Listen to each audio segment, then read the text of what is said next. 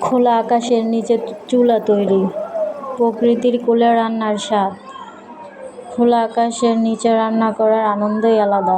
প্রকৃতির মাঝে বসে তৈরি করা খাবারের স্বাদ যেন একটু বেশিই লাগে। গ্রামের বাড়ি, বনভোজন বা পিকনিকে অনেকেই এমন চুলা তৈরি করে রান্না করেন। এই ব্লগে আমরা দেখব কিভাবে সহজ উপায়ে মাটি, ইট ও কিছু প্রাকৃতিক উপকরণ দিয়ে এমন একটি চুলা বানানো যায়। নিজের হাতে খোলা আকাশের নিচে চুলা বানিয়ে রান্না করার অভিজ্ঞতা সত্যিই অন্যরকম।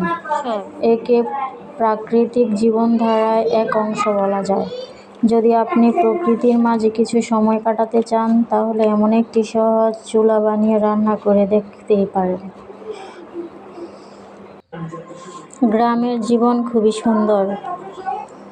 মাটির সাথে মিশে থাকে মানুষের জীবন। খোলা আকাশ, মাটির গন্ধ আর আগুনের উষ্ণতা। এই চুলার ধোঁয়ার সাথে মিশে আছে গ্রাম বাংলার স্নেহ। আধুনিকতার ছোঁয়া যতই আসুক, প্রকৃতির কোলে চুলার রান্নার স্বাদই আলাদা।